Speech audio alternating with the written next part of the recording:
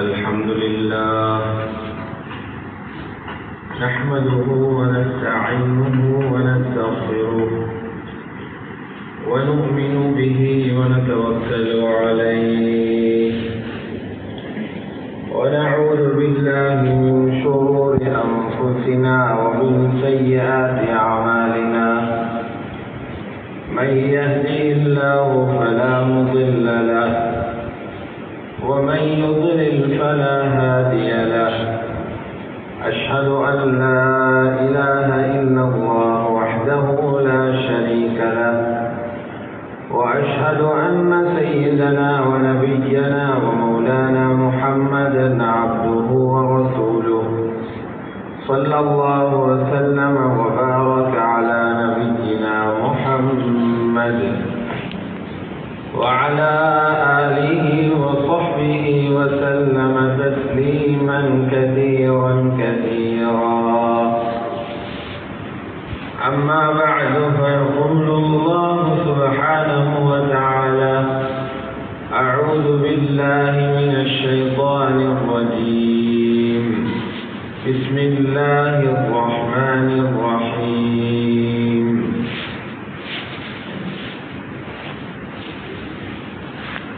ولقد ذرأنا لجهنم كثيرا من الجن والإنس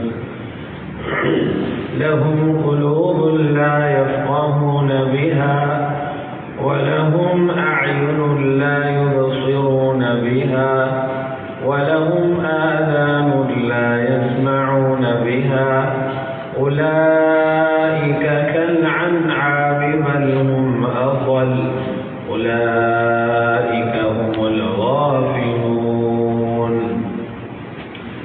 وقال الله سبحانه وتعالى: ومن آياته أن خلق لكم من أنفسكم أزواجا لتسكنوا إليها وجعل بينكم مودة ورحمة إن في ذلك لآيات لقوم يتفكرون.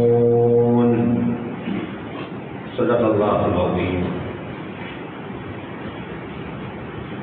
وقال رسول الله صلى الله عليه وسلم: استوصوا بالنساء خيرا فإنهن خلقن من ضلع أو كما قال رسول الله صلى الله عليه وسلم. எல்லா புகழும் புகழ்ச்சியும் அகிலத்தை படைத்து பரிபாலிக்கும் ஏகவல்லோன் அல்லாஹ் ஜல்ல ஜலாலுவுக்கே உரித்தாகும். ஸலவாத்தும் சலாமும் எமது உயிரை விட மேலான சய்யிதுனா முஹம்மது ஸல்லல்லாஹு அலைஹி வஸல்லம் அவர்கள் மீதும் அவர்களது குடும்பத்தார்கள், பரிசுத்த மனைவிமார்கள், உத்தம சஹாபாக்கள், தாபிஊன்கள், தபவு தாபிஈன்கள் மற்றும் முஃமினான ஆண்கள், பெண்கள் அனைவர்கள் மீதும் என்றென்றும் உண்டாவதாக. கண்ணியத்துக்குரிய அல்லாஹ்வுடைய நல்லடியார்களே, அல்லாஹ் சுப்ஹானஹு வ தஆலாவினால் ஏவப்பட்ட ஏவல்களை எடுத்து நடக்குமாறும் அவனால் விளக்கப்பட்ட எல்லா விதமான விளக்கல்களையும் தவிர்த்து விலகி நடந்து கொள்ளுமாறும் தக்வாவை கொண்டு வசியத்தை செய்து கொள்கின்றேன். அல்லாஹ்வுடைய நல்லடியார்களே, மனிதர்களுடைய தேவைகளை எப்படி அந்த மனிதர்கள் பூர்த்தி செய்ய வேண்டும் என்பதை அல்லாஹ் ஜல்ல ஜலாலுஹு மிக அழகாகவே எங்களுக்கு சொல்லித் தந்திருக்கிறார். மனிதன் என்ற வகையில் ஒவ்வொரு மனிதனுக்கும் பல்வேறு தேவைகள் இருக்கு. அந்த தேவைகளை நிவர்த்தி செய்யும் போது, அந்த தேவைகளை பூர்த்தியாகும் போது மனிதனுக்கு இபாதத்துக்கு வருகிற சிந்தனை வருவது குறைவு. தொழும்போது மனிதன் இது ஒரு வணக்கம், இபாதத் என நினைக்கிறார். அதனால் ஆலிமிடத்தில் போய் படிக்கிறார் எப்படி சொல்லணும் என்று. நோன்பும் ஜகாத்தும் வரும்போது அது வணக்கம் என்று தெரிகிறதுனால அது அவர் போய் படிக்கிறார். ஆனால் மனிதனுக்கு தேவைகளை நிறைவேற்றுதல் என்று வரும்போது அது அவருடைய வழக்க பிரகாரம் ஊரை சந்தோஷப்படுத்துற முறையில அப்படித்தான் வாழ்ந்துட்டு போறாங்க. சாப்பிடுறது ஒரு தேவை, குடிக்கிறது ஒரு தேவை, ஆடை அணிகிறது ஒரு தேவை, திருமணம் செய்யறது ஒரு தேவை, வியாபாரம் செய்யறது ஒரு தேவை, தொழுகையை படிக்கிறது போல யாருமே பேசு இவைகளை ஒரு ஆதிபடத்தில் படிக்கிற காட்சியை காண்றது ரொம்ப பொறுப்பு. அதையும் ஷரியத்துக்குட்பட்டு நிறைவேற்ற வேண்டும் என்ற சிந்தனை முஸ்லிம்கிட்ட இல்லை. நிறைய பேருடைய சிந்தனையிலிருந்து அது மறைந்து போயிருக்கு. அது ஊர் வழக்கப்படி குடும்ப முறை பிரகாரம் மக்களை சந்தோஷப்படுத்துகிற விதத்தில்தான் அது அமைஞ்சிருக்கு. அல்லாஹ்வுடைய நல்லடியார்களே, இதுல மிக முக்கியமான ஒரு தேவைதான் மனிதனுடைய திருமண தேவை. திருமணத்தினுடைய நோக்கமே மறந்து போச்சு. அதனாலதான் ஒவ்வொரு கோலங்களை பார்க்கிறோம். ஒவ்வொரு ஊருக்கு ஒவ்வொரு கோலம், ஒவ்வொரு ஊர்ல திருமணம் ஒவ்வொரு வகை. அந்த வகை சுண்ணத்திலே இல்லை, அந்த வகை பாவத்தில, அந்த வகை ஆடம்பரத்தில், அந்த வகை வீழ்மறையத்தில், அந்த வகை அல்லாஹ்வை கோபப்படுத்துறது.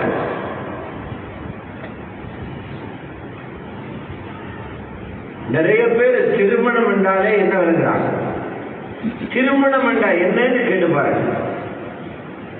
அவங்க நினைக்கிறாங்க அது ஒரு இன்பம் என்று. ஒரு இன்பம் மட்டும்தான் திருமணம் என்ற ஒரு இன்பம். அதனால இன்பத்துக்கு என்ன தேவை அதெல்லாம் செய்யறாங்க. அந்த ஒரு சொற்பமான இன்பத்துக்காக பல கோடி தேடுறாங்க. ஒரு சில மணித்தியாலத்தில் பல லட்சத்தை அழிச்சிடுறாங்க. இவரோட தலையில் இருக்குது அது ஒரு இன்பம், அது ஒரு சூழ், அது ஒரு இன்பம், அது ஒரு குதூகலம். அல்லாஹ்வுடைய நல்லடியார்களே, இந்த சிந்தனைகளுக்கு எங்கிருந்து வந்துச்சுன்னா முஸ்லிம் அல்லாதவர்களுடைய கலாச்சாரத்திலிருந்து உள்ளே வந்தது. திருமணத்தை இஸ்லாம் வெறுமனே ஒரு இன்பம் என்று மட்டும் சொல்லவில்லை. இன்பம் இருக்கிறது ஒரு 20 வீதம், இன்பம் இருக்கிறது ஒரு 20 வீதம். நாங்கள் நினைக்கிறது போல இந்த திருமணம் வெறும் ஆடம்பரமும் இன்பமாக இருந்தால் எந்த ஒரு நபியும் நிக்காஹ் செய்திருக்க மாட்டாங்க. ஏன்? ஆடம்பரமான விஷயங்கள்ல நபிமார்கள் தலையிட மாட்டாங்க, ஆடம்பரமான விஷயங்கள்ல நபிமார்கள் ஈடுபட மாட்டாங்க. ஆனா சரித்திரம் என்ன சொல்லுது? உம்மத்தில் இருக்கும் நபர்களை விடவும் அதிகமான நபிமார்கள் நிக்காஹ் செஞ்சிருக்கிறாங்க. இந்த உம்மத்தில் முஹம்மது ஸல்லல்லாஹு அலைஹி வஸல்லம் உம்மத்தில் இருக்கிற ஒருவர் அவருக்கு தேவை இருக்கும் என்றால், முறைகளை பேண முடியுமாக இருந்தால், ஆக கூட ஒரே நேரத்தில் 4 பெண்களை வைத்திருக்கிறார். ரசூலுல்லாஹி ஸல்லல்லாஹு அலைஹி வஸல்லம் அவர்கள் 11 பேரை திருமணம் செய்தார். உம்மத்துக்கு 4, அவர்களுக்கு 11. ஹஜ்ரத் சுலைமான் அலைஹிஸ்ஸலாத்தை பற்றி எழுதப்பட்டிருக்கிறது.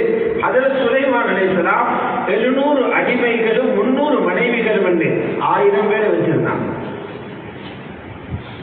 ஹஜ்ரத் தாவூத் அலைஹிஸ்ஸலாம் 909 பேர் வச்சிருந்தாங்க. அப்ப என்ன இது? இவங்க எல்லாம் இன்பமா கொண்டாடினாங்க, இவங்க எல்லாம் ஆசைகளை பூர்த்தி செய்தாங்க. அல்லது திருமணத்துக்கு வேறு ஏதோ ஒரு அர்த்தம் இருக்கிறதா? நிச்சயமாக அர்த்தம் இருக்கிறது. திருமணத்தில் இருப்பது ஒரு சொச்சமான சின்ன ஒரு இன்பம். திருமணத்தை பற்றி இஸ்லாம் என்ன தெரியுமா சொல்லுது? திருமணம் முடிக்கிறது, திருமணம் என்கிறது சுவர்க்கத்துக்கு கூட்டிக் கொண்டு போக ஒரு குடும்பத்தை தயார் செய்யும் நிகழ்வு. இதையெல்லாம் வாலிபர்களை தலையிலே பதிவு செய்ய. திருமணம் என்பது சுவர்க்கத்துக்கு கூட்டிக் கொண்டு போக ஒரு குடும்பத்தை தயார் செய்யும் நிகழ்வு. எல்லா இளைஞர்களுடைய, முஸ்லிம் இளைஞர்களுடைய தலையிலையும் அவர்களுடைய சிந்தனையிலையும் இந்த ஆழமான கருத்து பதியப்பட வேண்டும்.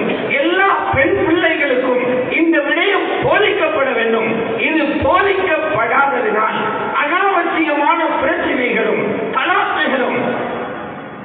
குடும்பங்களுக்கு இடையிலே முரண்பாடுகளும், வீடுகளுக்குள்ளே நிம்மதியின்மையும், ஒருவருக்கொருவர் சந்தேக பார்வையும், ஒருவருடைய குறையை மற்றவர்கள் வெளியே சொல்லித் தெரிவதும் என்ற அசிங்கமான அநாகரிகமான வேலைகளை ஒரு ஊரிலையும் பார்த்துக்கிட்டு இருக்கிறோம்.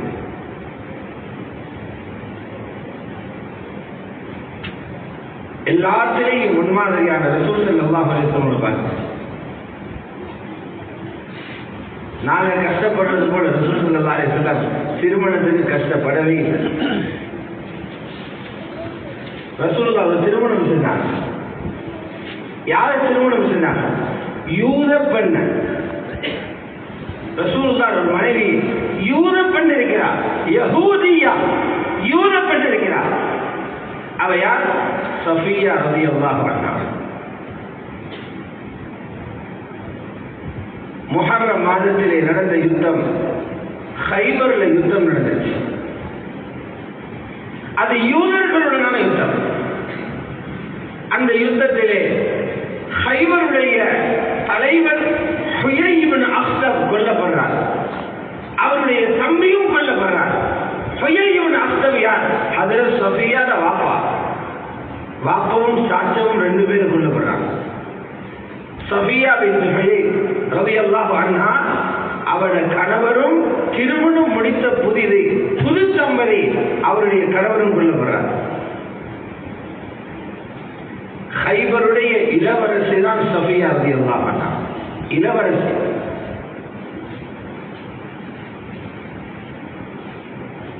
யுத்தம் முடிஞ்சு பார்க்கிறாங்க. பொருள்கள் எல்லாம் பங்கிடப்பட்டு பிடிக்கப்பட்ட கைதிகள் எல்லாம் சஹாபாக்களுக்கு பங்கிட்டு கொடுக்கப்பட்டிருக்கிறது. யுத்தத்தில் ஒரு முறை இருக்குது. யார் யாரை கைது செய்கிறார்களோ அவர்களே அவர்களுக்கு கொடுக்கப்படுவார்கள். ஹஜ்ரத் சஃபியாவை யார் கைது செய்தாரோ அந்த சஹாபியுடைய பங்கில் ஹஜ்ரத் சஃபியா கொடுக்கப்பட்டிருக்கிறார். சஹாபாக்கள் பார்த்துட்டு சொன்னாங்க, யாரும் சொல்லலாம், இவ இளவரசி, இவர் அந்த சாவிக்கு விடாதீங்க, இந்த பெண் உங்களுக்கு இருக்கிறது தான் முறை. ரசூலுல்லாஹ் அந்த சாவியை கூப்பிட்டு சமாதானம் பேசி அவருக்கு வேறொரு பெண்ணை அதுக்கு பதிலாக கொடுத்து விட்டு ரசூல் ஸல்லல்லாஹு அலைஹி வஸல்லம் தன்னுடைய பங்கிலே இருந்தார். தன்னுடைய பங்குக்கு தெரிவு செய்யப்பட்டதாலே சஃபியான்னு பேர் வந்துச்சு. நபியின் பங்குக்கு தெரிவு செய்யப்பட்டவர்.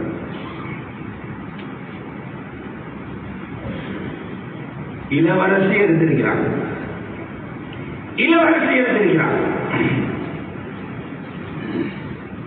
இந்த ஜமான்ல அப்படி ஒரு இளவரசிக்கு நிக்காஹ் நடக்கிறதா இருந்தா ஸ்ரீலங்காவில் ஹோட்டலே போதாது. இங்குள்ள ஹோட்டல் போதாது. வேற எங்கேயாவது ஒரு நாட்டுக்கு பறந்திமா. கைபருடைய இளவரசியை ரசூலுல்லாஹி ஸல்லல்லாஹு அலைஹி வஸல்லம் திருமணம் செய்ய போறாங்க. எவ்வளவு ஆடம்பரமாக, எவ்வளவு பிரமாண்டமாக, எவ்வளவு குதூகலமாக அந்த நிகழ்வு நடத்தப்பட்டிருக்க வேண்டும். ஆனா ரசூல் ஸல்லல்லாஹு அலைஹி வஸல்லம் கைபர்ல இருந்து புறப்பட்டு இடையில வந்து சத்து ஸஹ்பா என்ற இடத்துல தங்குறாங்க. ஊருக்கே வரையில இன்னொரு நாள் பிரயாணம் செஞ்சா ஊருக்கு வந்து குடும்பம் எல்லாம் சேர்த்து நிக்காஹ் நடத்தலாம். சத்து ஸஹ்பா இடத்திலே ரசூல் ஸல்லல்லாஹு அலைஹி வஸல்லம் இரவு மனைவியோடு தங்குறாங்க. சஹாபாக்களுக்கே பயமா இருந்துச்சு. இந்த பெண் ஏதாவது செஞ்சிருவாங்க, நஞ்ச கிஞ்ச போட்டு குடிச்சிருவாங்க. ஏன் 2-3 நாளைக்கு முன்னாலதான் வாப்பாவை கொண்டிருக்கிறாங்க, சாச்சாவை கொண்டிருக்கிறாங்க, அன்பாக இருந்த கணவரையே கொண்டிருக்கிறாங்க. அதுக்கு காரணமாக இருந்த பட தளபதி ரசூலுல்லாஹ் 3 நாளைக்கு பிறகு அவர் தனக்கு கணவராக வருகிறார். ஒரு சஹாபி வந்தாரே, அவருக்கு பயம் வந்துச்சு. ரசூலுல்லாஹ் கூடாரத்துக்கு முன்னால் ஆயுதத்தோடு இருக்கிறார். ரசூலுல்லாஹ் பார்க்கிறாங்க, இன்னமும் ஒரு சத்தம் கேட்குது. வெளியே வந்து பார்த்தா சஹாபி இருக்கிறார். ஏன் இருக்கிறீங்க? யார் சொல்லுங்க, பயமாக இருந்துச்சு. உங்களுக்கு ஏதும் நடந்தால் அவசர உதவிக்காக செக்யூரிட்டி, நான் பாதுகாப்புக்கு நின்றேன். ஸல்லல்லாஹு அலைஹி வஸல்லம் சொன்னாங்க, ஹர்ரஸல்லாஹு ஹய்யம் வ மய்யிதா, கூப்பிடாமலே வந்து பாதுகாப்புக்கு நின்னீங்க. ஹயாத்திலும் மௌத்திலும் அல்லாஹ் உங்களை பாதுகாக்கட்டும்.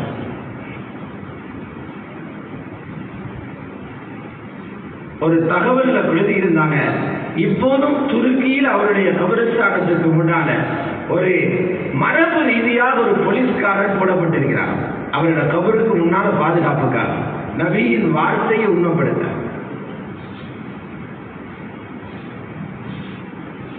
காலையில் எழும்புறாங்க. காலையில வெளியில வந்தவங்க சொன்னாங்க, பிலால் மக்களை வர சொல்லுங்க, வலிமாங்க. எப்படி சிம்பிள் கல்யாணம். இளவரசியை திருமணம் செய்றாங்க. காலையில சொன்னாங்க, பிலால் எல்லாரையும் வலிமாவுக்கு வர சொல்லுங்க.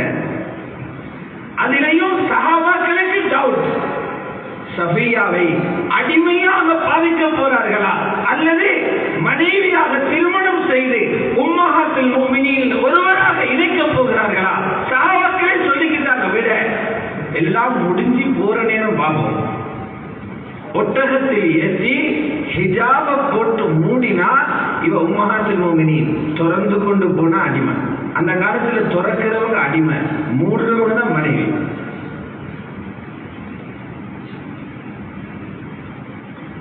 சூப்பரான என்ன போட்டாங்க, குறைஞ்சபட்சம் ரொட்டி கூட போடல. ரொட்டி கூட போடல. நமக்கு சோறு போல அரபிகளுக்கு ரொட்டி, ரொட்டி கூட இல்லை. ஒரு இறைச்சி துண்டு இல்லை. சஹீஹ் புகாரில இருக்குது, அதிலே போடப்பட்டிருக்கிறது பேரிச்சம்பழம், நெய்யும் வைக்கப்பட்டிருக்கிறது, தயிரும் வைக்கப்பட்டிருக்கிறது. இதை சாப்பிட்டு சஹாபாக்கள் எழுதினாங்க. ஒட்டகத்தில் ஏறினாங்க சஃபியா ரலியல்லாஹு அன்ஹா. திரை போட்டு மூடப்பட்டுச்சு. சஹாபாக்கள் விளங்கினாங்க, இவ உம்முல் முஃமினீன், மூமின்கள் ஒரு தாயாக மாறினார். சிம்பிள் நிக்காஹ். அல்லாஹ் ரசூல் அதிகமான திருமணங்கள் இப்படிதான். திருமணத்துக்குரிய அந்த நிகழ்ச்சி ஆடம்பரம் அல்ல, அதுக்கு பெருத்த செலவில்லை. அது சாமானியம், அது சாதாரணம், அவ்வப்போது முன்னே கிடைக்கிறது போல அவர்கள் வாழ்ந்துட்டு போயிட்டாங்க. ஆனால் திருமணத்தின் நோக்கத்தில் ஒரு சதவீதம் கூட தோல்வி அடையாமல் திருமண வாழ்க்கையை மிகப்பெரிய வெற்றி கண்ட மாமேதையே ஹஜ்ரத் ரசூலுல்லாஹி ஸல்லல்லாஹு அலைஹி வஸல்லம். எங்கட திருமண நிகழ்வுகள் ஆடம்பரம், வாழ்க்கை தோல்வி. ரசூலுல்லாஹ்வுடைய திருமண நிகழ்வு சாதாரணம், வாழ்க்கை வெற்றி. ஒருத்தர் கல்யாணம் முடிச்சது சக்சஸ் என்ன அர்த்தம்? நல்ல கல்யாணம், நல்லா வாழ்றாங்க. ஒரு வாப்பர் சொல்லாரு, எங்களோட மகன் நல்லா வாழ்றாரு. ஒரு வாப்பர் சொல்லாரு, மகனுக்கு நல்ல ஒரு அமைஞ்சிருக்குது. நீங்கள் எல்லாம் சொல்லணும், கியாமத்தில அந்த மனைவி உங்களோட மகன் சொர்க்கம் கூட்டிக்கிட்டு போற அளவுக்கு தயார்படுத்திருக்கிறாருன்னா சக்சஸான வாழ்க்கை, இல்லையா ஃபெயிலியர். 2 தட்டு வீட்டில இருந்து மனைவியை நரக நெருப்புக்கு அனுப்புறாருன்னா ஃபெயிலியர் வாழ்க்கை. குடிசையிலிருந்து சொர்க்கத்துக்கு அனுப்புறாருன்னா அவரோட வாழ்க்கை சக்சஸ். திருமணம் என்பது நல்ல ஆழமான திரும்பவும் பதிய வையுங்கள். சுவர்க்கத்துக்கு தயார் செய்யும் ஒரு இணைப்பு. எந்த மனைவியை கரப்படுத்தீரோ அவரினூடாக அல்லாஹ் உங்களுக்கு குழந்தைகளை தருவாரோ. யாரையும் மிஸ் பண்ணாம சொர்க்கம் கூட்டிக் கொண்டு போக வேண்டிய ஒரு முயற்சியை திருமணம். ரசூலுல்லாஹி ஸல்லல்லாஹு அலைஹி வஸல்லம் வெறும் தொழுகையை காட்ட மட்டும் வந்தவர்கள் அல்ல, தொழுகையிலையும் பெஸ்டான தொழுகையால் ரசூலுல்லாஹ் தான் சொன்னாங்க, ஸல்லூ கமா ரஅய்துமூனி உஸல்லி. உங்களோட தொழுகை இந்த தொழுகையில வச்சு சரி பண்ணிக்கோங்க, அப்பதான் உங்களோட தொழுகை ரப்பிட்ட போகும். உங்கள் எல்லா தொழுகையையும் எந்த தொழுகையோடு ஒப்பிடுங்க, அது போல இருக்கிறா அல்லாஹ்விடத்தில் அந்த தொழுகை போகும். சிறந்த ஹாஜியும் ரசூலுல்லாஹ். குது அன்னி மனாசிக்கும், ஹஜ் உம்ராவுடைய வணக்கங்களை எந்திரமிருந்து படியுங்க. சிறந்த முஜாஹிதும் ரசூலுல்லாஹ். அதே போல சொன்னாங்க, சிறந்த கணவரும் நானே. خيركم خيركم لأهله وأنا خيركم لأهلي. உங்களில் மிக சிறந்தவர் தனது மனைவியிடம் சிறந்தவர், நானே என் மனைவிமார்களுக்கு சிறந்த கணவர் என்றார். திருமதி சரிவுடைய ரிவாயத். ஒவ்வொருவர்களும் சிந்திங்க, எனக்கு அப்படி சொல்லலாமா, நான் ஒரு சிறந்த கணவரா? நாங்க நல்ல கணவர் என்று முடிவெடுக்கிறது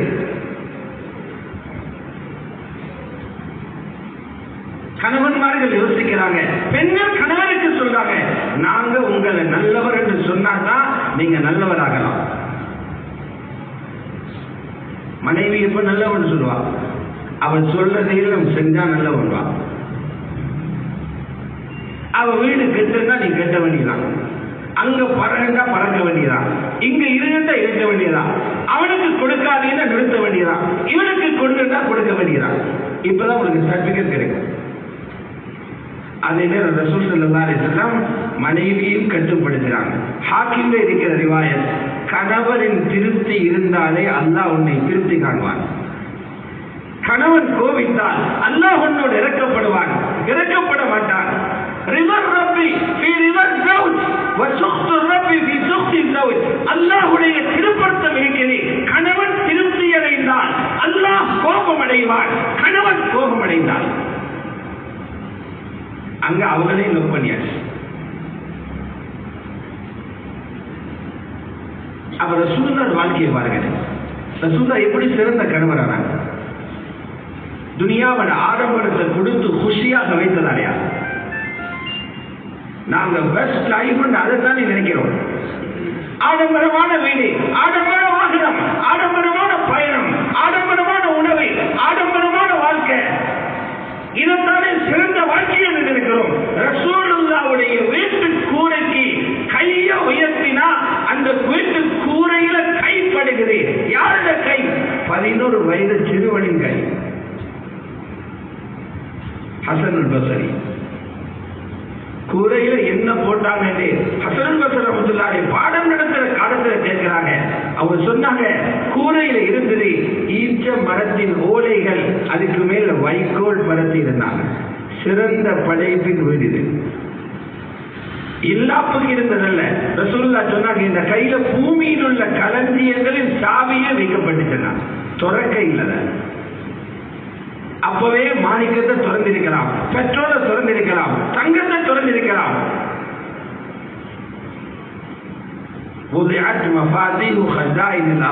எனக்கு பூமியில் இருக்கக்கூடிய களஞ்சியங்களின் சாவிகள் கொடுக்கப்பட்டன. சின்ன வீடு.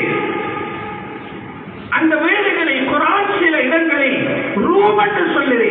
ரசூலுல்லாஹ்வின் அறைகள் அல்லாஹ்வுடைய பார்வையில் மிகச் சிறந்த படைப்பு வாழ்ந்த இடம் இது. தஹஜ்ஜுத் தொழுகைக்கு சுஜூதுக்கு போகும்போது மனைவியின் காலை தள்ளிட்டு தான் ரசூலுல்லாஹ் சுஜூதுக்கு போவார். அப்படி சின்ன ரூம். இதுக்குள்ளிருந்துதான் சிறந்த கணவரானார்.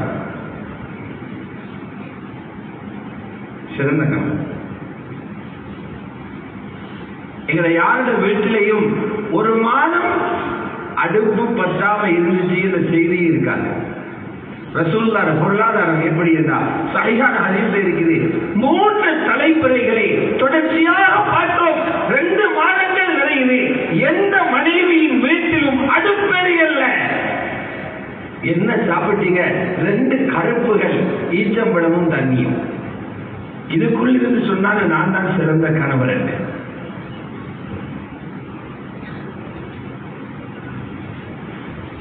தங்க ஆபரணம் அந்த பெண்கள் கண்டதாக வரலாறு இல்லை.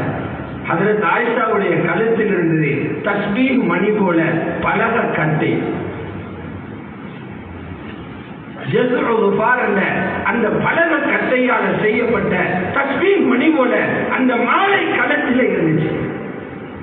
சொன்னாங்க, நானே சிறந்த கணவர்.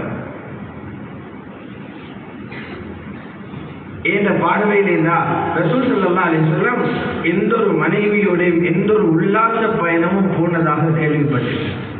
ட்ரிப் கொண்டு போனது கேள்விப்பட்டேன். மக்கா வெற்றிக்கு போன நேரம் மக்காவில் போயிட்டு ஒரு மாதம் இருந்தாங்க. சொல்லி இருக்கலாம், ஒரு மணி நேர பயணத்துல தாய்ப்பு இருக்குது, குளிர்ச்சியாக இருக்குது, ரொம்ப கழிச்சு போயிட்டோம்.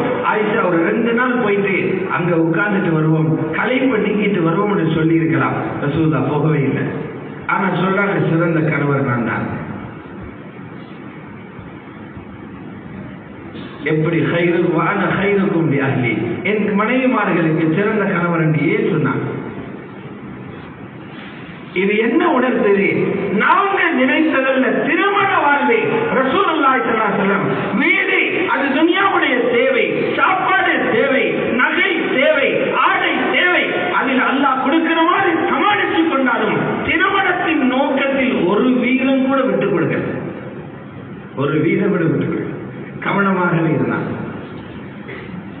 அதனால் என்னாச்சு, எங்களை போல 30-40 வருஷங்கள் கணவன் மனைவி வாழ்க்கை இல்லை. ஆக கூட ரசூலுல்லாஹ்வுடன் ஹஜ்ரத் ஹதீஜா வாழ்ந்திருப்பாங்க 25-26 வருடங்கள், ஹஜ்ரத் சௌதா 13 வருடங்கள், ஹஜ்ரத் ஆயிஷா 9 வருடங்கள். மற்ற எல்லாமே அதை விட குறைந்த காலம் தான். ஆனால் வாழ்ந்து கொஞ்ச நாளையில என்ன வருது தெரியுமா? ஹதீஜா ஃபில் ஜன்னah. பக்கத்தில் இருக்கிறார்கள் ஹஜ்ரத் ஹதீஜா. ஹஜ்ரத் ஜிப்ரீல் வந்து சொல்லிட்டு போறாங்க, ஹதீஜா நாகிற சொர்க்கத்தை கட்டியாச்சு, சொர்க்கவாதியாக. குடிசைக்குள் வந்து செய்தி சஹீஹான ரிவாயத்தில் இருக்குது, ஆயிஷா ஃபில் ஜன்னah, ஆயிஷா சொர்க்கத்தில் இருப்பா. வாழ்ந்தது வெறும் 9 வருடங்கள். 9 வயதில் சேர்ந்து 18 அவர்கள் விதவையாகிறார்கள். 9 ஆண்டு வாழ்க்கையின் முடிவு சொர்க்கவாதி. திருமணம் அதுக்குதான், மனைவி சொர்க்கவாதியாக. ஒரு ரசூலுல்லாஹ் ஆக உயர்ந்த சொர்க்கத்துக்குள் போகும்போது தனியாக போகிறல்ல, 11 மனைவியின் கூட்டிக்கிட்டே போறாங்க. ஒரு ஆண் தான் போறாரு, 11 மனைவியை கூட்டிக்கிட்டு. அந்த ரசூலுல்லாஹ்வுடைய வழிகாட்டல இருக்கிறவங்க நாங்க. எங்கட குடும்ப வாழ்க்கை எப்படி இருக்கு? என்ன காரணம்? எப்படி அவர்கள் அதை சாத்தியப்படுத்தினார்கள்? அல்லாஹ் திருமணம் முடித்து கொடுத்ததற்கு பிறகு அந்த ஒவ்வொரு கணவனையும் விடுத்து சொல்றார், ஒவ்வொரு கணவனுக்கும் சொல்றார், திருமணம் முடித்தது குறுகிய நேரத்தில் ஒரு ஆசையை பூர்த்தி செய்து கொள்வதற்கல்ல, ஒரு இன்பத்துக்கல்ல, அந்நியனை பார்த்து அவனை போனுடைய வாழ்க்கையை ஆடம்பரமாக கடத்துவதற்கல்ல. இந்த பெண்ணை கையில கொடுத்திருக்கிறேன், நரகத்தில் இருந்து இவரை காப்பாற்ற. சூரத்து தஹ்ரீம் பிரதி பாருங்க, பூ அம்புசக்கும் அஹ்லீக்கும் நாரா, உங்களையும் உங்களுடைய மனைவி பிள்ளைகளையும் நரகத்திலிருந்து பாதுகாருங்கள். அல்லாஹ்வுடைய அம்ரு, நரகத்தில் அவர்களை பாதுகாக்கிறது ஃபர்து ஐன். ஃபர்து ஐன். ஒவ்வொரு கணவனும் அவங்களுடைய மனைவியை பாதுகாத்தே ஆகணும். ரசூலுல்லாஹ் என்ன வேலை திட்டம் செஞ்சாங்க? ரசூலுல்லாஹ்வுடைய வீட்டில இறைச்சி சமையலில் 2 மாதத்துக்கு. ஆனால் ஹஜ்ரத் ஆயிஷா அந்த வீட்டுக்குள்ள இருந்து ஹாஃபிஸா வாய்ட்டாங்க. முழு நேர மதரசா இல்ல, பகுதி நேர மதரசா இல்ல, பல்கலைக்கழகம் இல்ல, கணவனின் மேற்பார்வையிலே குர்ஆனை புத்தகமாக திரட்டப்படாத ஆங்காங்கே எழுதி வைக்கப்பட்டிருந்த காலத்திலே ஹாஃபிஸா வாங்குறாங்க ஹஜ்ரத் ஆயிஷா. சமையல் இல்ல, ஆனா குர்ஆன் நடந்துட்டாங்க. 2200 ஹதீசுகளை மனனம் செய்து உம்மத்துக்கு ஒப்புவிக்கிறார்கள் ஹஜ்ரத் ஆயிஷா.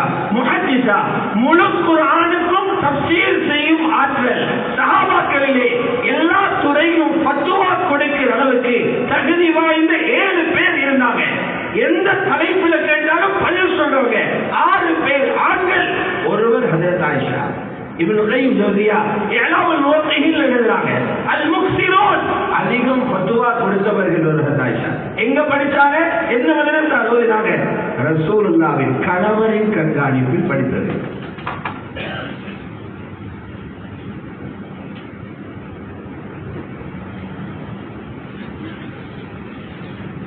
ஒரு கட்டில உட்கார்ந்து இருக்கிறாங்க, அதுல ஜிப்ரீல் வராங்க. கணவனும் மனைவியும் கட்டில விருப்பில உட்கார்ந்து இருக்கிறாங்க. ஹஜ்ரத் ஜிப்ரீல் அலைஹிஸ்ஸலாம் வர்றாங்க. வந்து என்ன சொன்னாங்க? யா ரசூலல்லாஹ், ஆயிஷாவுக்கு சலாம் சொல்லுங்க. ஹஜ்ரத் ஜிப்ரீல் இறங்கி சலாம் சொல்ற அளவுக்கு அவங்களோட பெட்ரூம் இருக்கு. ஹஜ்ரத் ஜிப்ரீல் இறங்கி சலாம் சொல்லிட்டு போறாங்க. எங்களை வீட்டு வாசலுக்கு வர அளவுக்கு இருக்கிறாங்க. எங்களை வீட்டில் வச்சிருக்கிற பொருள்களை பார்த்து மலக்குகள் வாசலால வருவாங்களா? பெட்ரூமுக்கு வந்து சலாம் சொல்லிட்டு போறாரு. இந்த மாதிரி பெட்ரூம் அல்ல, அது சின்ன ஒரு அறை.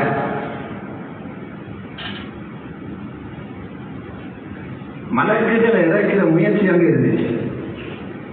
முஸ்லிம் அஹ்மதில் இருக்குது, ஹஜ்ரத் ஹப்ஸா ரலியல்லாஹு அன்ஹா அவர்களை ரசூலுல்லாஹி ஸல்லல்லாஹு அலைஹி வஸல்லம் ஒரு கட்டத்தில், ஹப்ஸா ஹஜ்ரத் உமரின் மகள், ரசூலுல்லாஹ்வின் ஒரு மனைவி, ஒரு முறை தலாக் சொன்னாங்க. தலாக் ரஜி ஒரே ஒரு தடவை. அதுக்காக ஹஜ்ரத் உமர் பதகல்ல, ஹஜ்ரத் இப்னு உமர், அப்துல்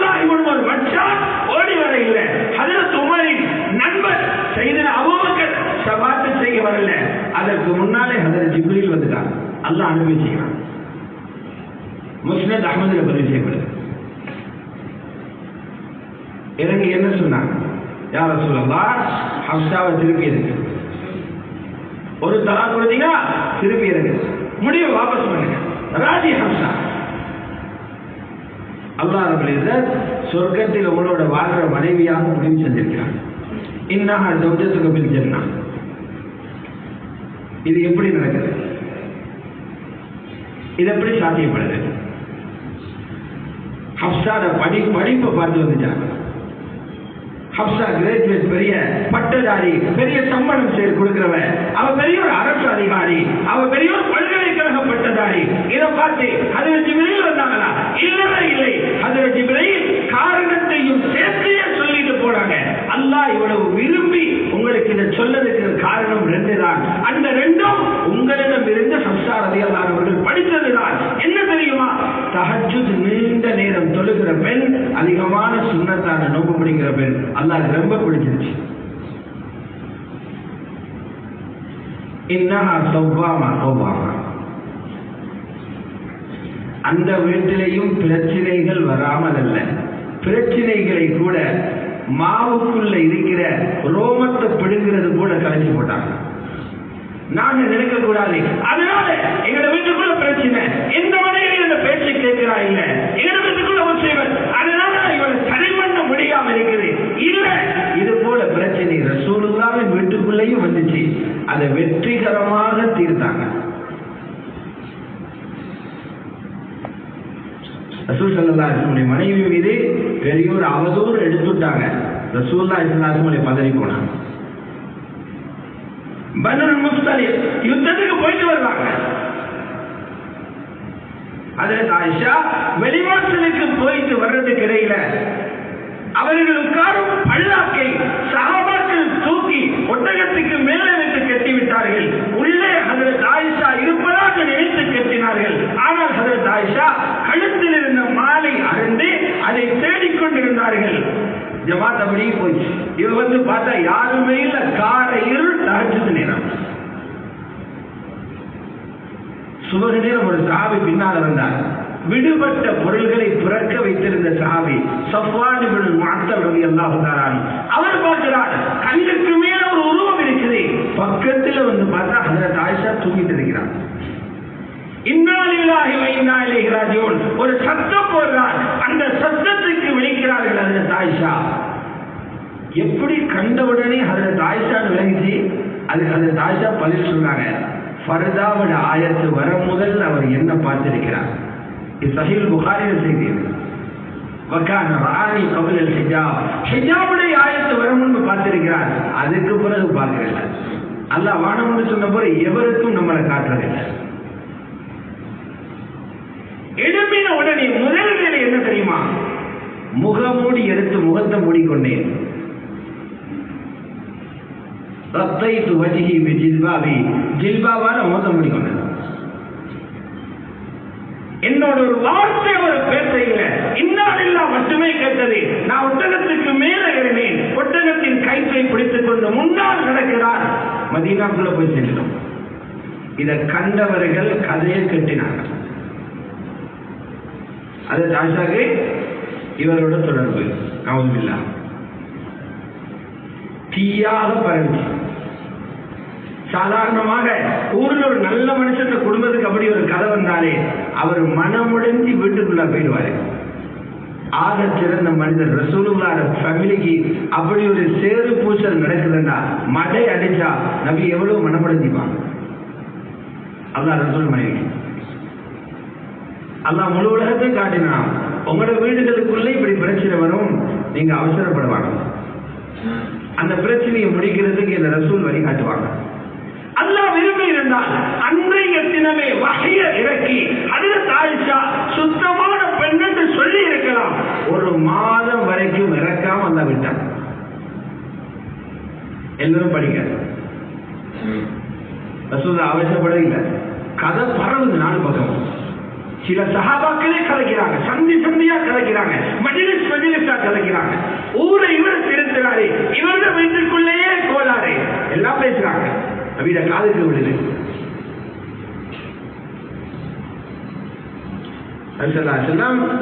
ரெண்டு பேரை கூப்பிட்டு மஷூரா பண்ணாங்க.